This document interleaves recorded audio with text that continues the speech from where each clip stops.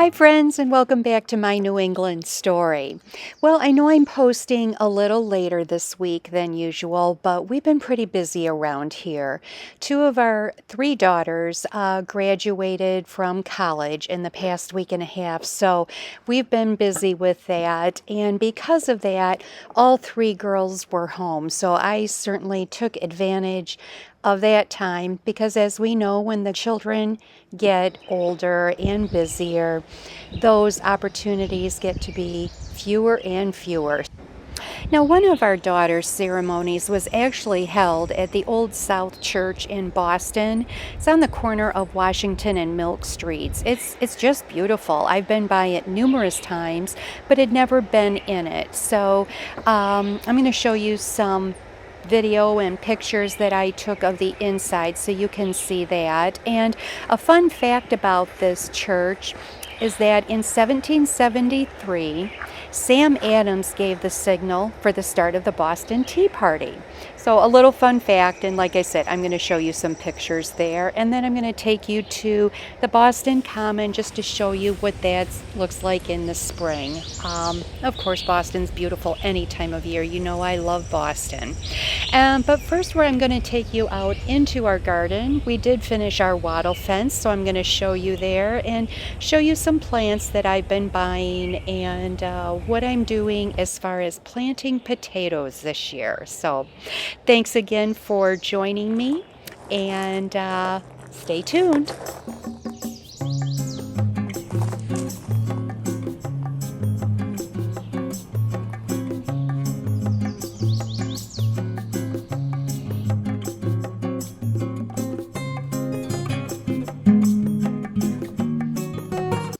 So here's my new hanging basket that I got today at the greenhouse. Still a little smushed from being packed in the car with all of my other goodies, but I just loved it. I'll be honest with you, I'm typically not a petunia person, but I just loved the color in these petunias. And with the red and thrown in a tiny bit of the purple, it's just so pretty. Just thought I would share that one with you. Now, some other things I purchased today also. A Baptisia plant. Are you familiar with those? They get to be quite large. They're just beautiful. I love them. Let's see, how tall do they get? They can get up to 36 inches. But they're just so pretty. I just love those. I've seen those a lot out here.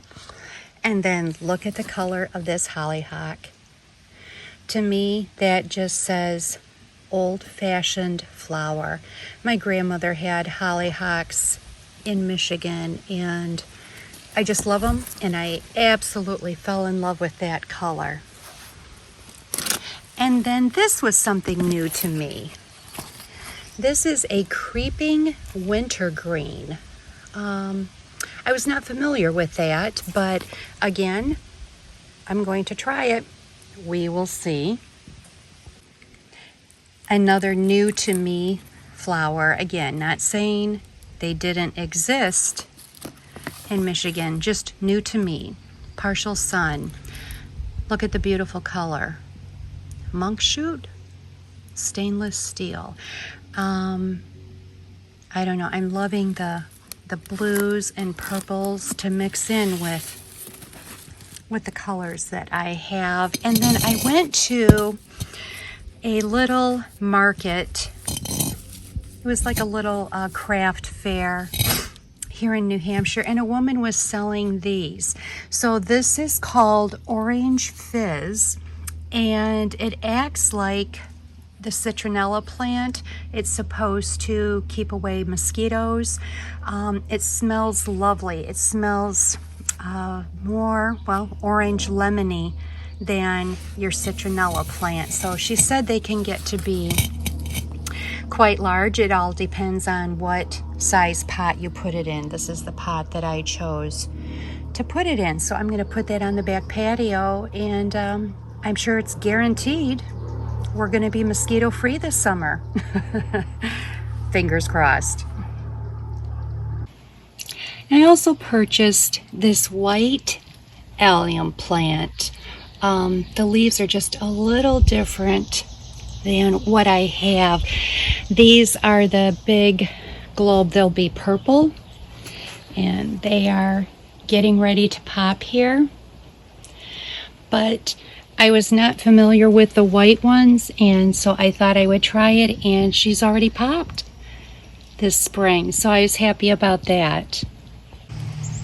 Okay, the other things I picked up at the greenhouse was a sapphire flax, and look, there's already a little flower on it. It's a beautiful little periwinkle blue, and I don't know, again, new to me, not saying it's new out here in New England, just new to me. So grows 12 to 18 inches tall. And yeah, I just thought that was so pretty. And then a little baby blue eucalyptus. I'm going to try that. I think I'm going to put her in a little pot, but if she gets fairly large, how fun will that be for floral arrangements? So here's the beginning of my little herb garden or herb bucket. Remember, I told you I use old galvanized wash tubs that were my grandfather's, and so I added in here, I have a variegated lemon thyme. It's very pretty. Some basil. I have a tricolor sage here. That's what this looks like. And then this sprouted up from, it weathered over the winter, and it's a form of a thyme. I don't know which kind. But anyway, so that is bucket number 1. And then here in bucket number 2, I have some pineapple sage, which smells lovely. And then I have 2 lemon verbenas. So I obviously still have room to fill here. I've really just started planting, so we're just getting started. I'm sure I'll find more to fill in here for sure. So if you recall, the last time we were out here, I was telling you I had ordered an obelisk. And this is it. It's very pretty. I am happy with it. It's a bronze color. I do like the details on it. It's from Plow and Hearth. And the only thing I'm disappointed in is the height. I was hoping it would be a little taller.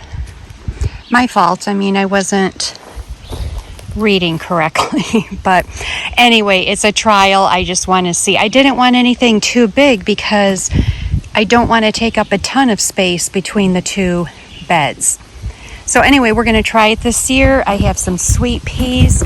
I'm going to plant in a pot, and hopefully they will climb up, and we will see. Now, the other thing I had mentioned last time is the brand of garden soil I used, and the brand is Coast of Maine. Now, this one is a potting soil. I'm going to use this, obviously, in my pots that I'm going to be planting in. But it's just, as you can see, it has kelp meal in it, lobster meal in it. It is an organic. It's the Bar Harbor blend, Bahaba. And honestly, when you talk to the locals, this is what they use. So I tried it, like I said, here in my beds. I got the organic garden blend. They have all kinds. And I don't know, I have just found in life, if you listen to the locals, they know what they're talking about. It's like if you listen to your seniors, to your elders, life experience says a lot. So listen to them. And then I got this for my pots that I am going to be planting potatoes in. Again, I have limited space in these raised beds, so I need to be creative. I'm going to put potatoes in this pot. I'm going to put it in this pot, and then I have another one down there, the white, right in the corner. It's identical to this. I've been seeing that on YouTube, planting potatoes in pots, so I'm going to try it. Now, the garden center that I went to, they said this is a nice, light, airy mix, so I'm going to try this. They said that's all they use there, and we will see. Again, another experimental year. But this is, it's a mess because I'm working, but this is what our wattle looks like. We got both of them done. Yep, there's a little mole trap. We have issues with those here. So anyway, that's the beginning of it. I'm very happy with the way the wattle turned out. Anxious for those top boards to weather. Remember, Mark added those just this year so we can have deeper beds to raise them even higher than they were. So that's going to take some time. But anyway, happy with the way it turned out. Now, if you remember when I was planting my little seeds, I had high hopes.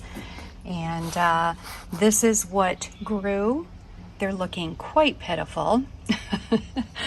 Like I said, I do not have a south-facing window in the house, so that certainly did not help things.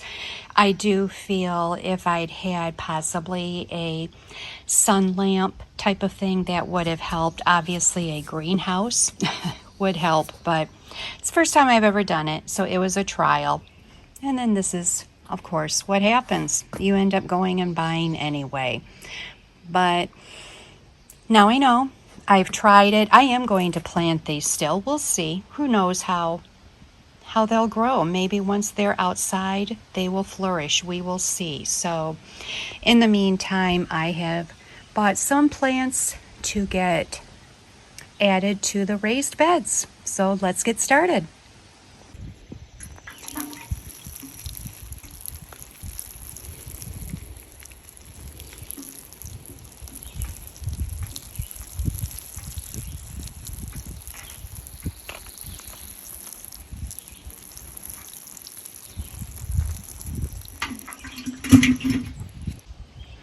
Okay, so the peppers are in.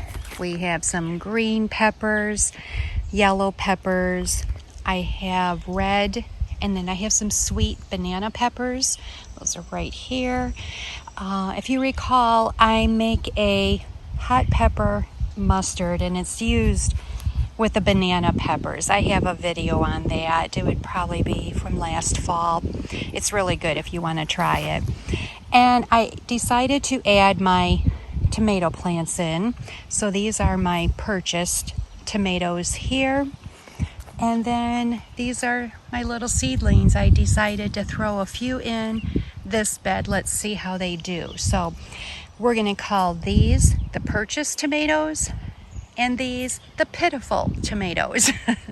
We need to laugh at ourselves, right, friends? It's an experiment. We'll see. We will see how they do once they are out here in the sunshine and fresh air. And oh my goodness, friends, what a beautiful day today. Could not have ordered better weather. It's sunny. It's about 70 degrees, just gorgeous. Things are blooming. It's just so peaceful. I just love it.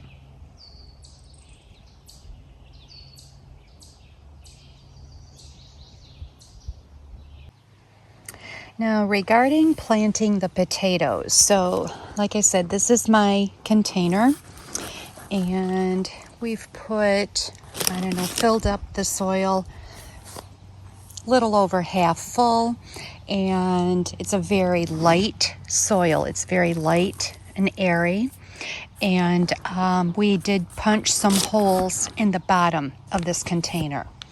Now, in lieu of buying seed potatoes, these are potatoes that I have purchased in the store. We enjoy the smaller potatoes and roasting them.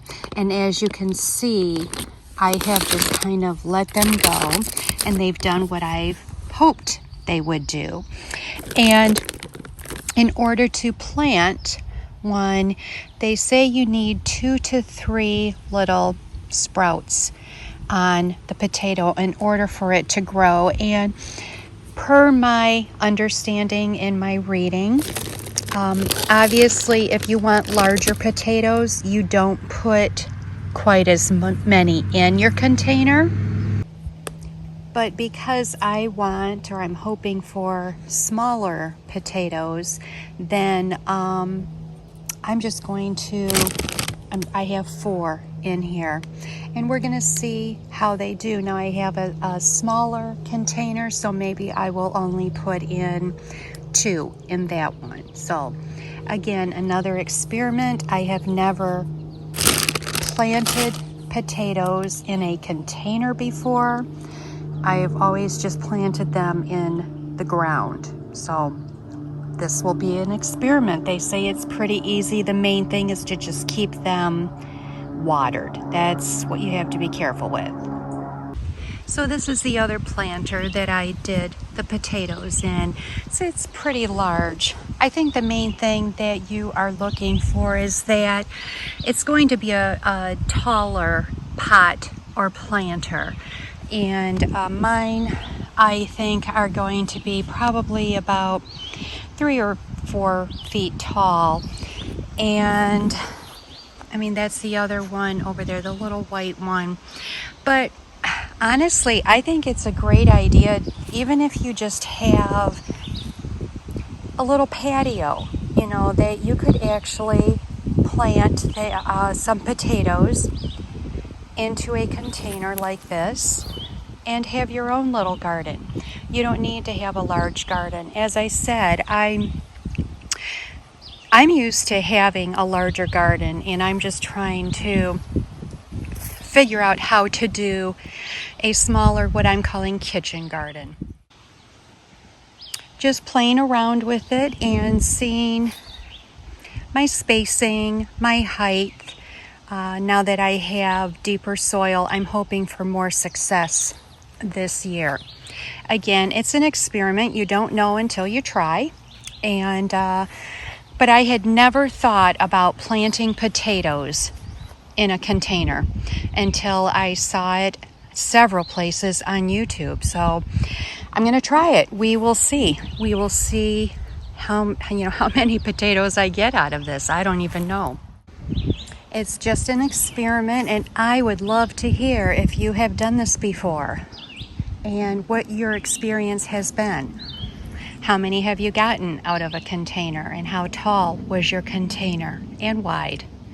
So please comment below if you've done this before. I would appreciate it, and I think all of our other viewers would love to hear too what success you've had. Okay, so this is what we've gotten accomplished for today. The black flies are starting to come out, so time to head in. So we have 2 pots of potatoes. Not sure that I'm keeping that one there, but for now, that's where it's going to be. These are my cucumbers here. Last year we had an old trellis for them to climb on. Not sure if I'm going to do that this year. 1 tomato that was left over. I have 2 butternut squash plants. Still waiting for the garlic. I do have beans I want to plant yet. So we'll see what happens here once I harvest the garlic. This is some mint. Oh, strawberry mint. Linda mentioned that on her channel, and I have had chocolate mint, I've had pineapple mint, never had strawberry mint, and boy, does that smell yummy. That'll be good in iced tea or even just some water. It's coming along. We're getting started at least, and hopefully it is safe. It's Memorial Day weekend this weekend, so I think we are going to be safe from frost. So I will keep you posted. I just wanted to share this little bouquet with you. A friend of mine had made this for me. It was beautiful. Obviously, the flowers are dying, but before I clean this up, I just wanted to show you this. Look what she did. It's adorable. It's just beautiful little twigs she bent over, added to the arrangement, which gives dimension, along with, just some little wild flowers. It's just beautiful. I love the idea.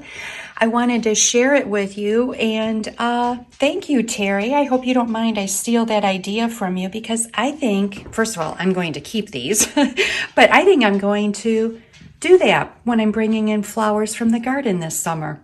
So just wanted to share.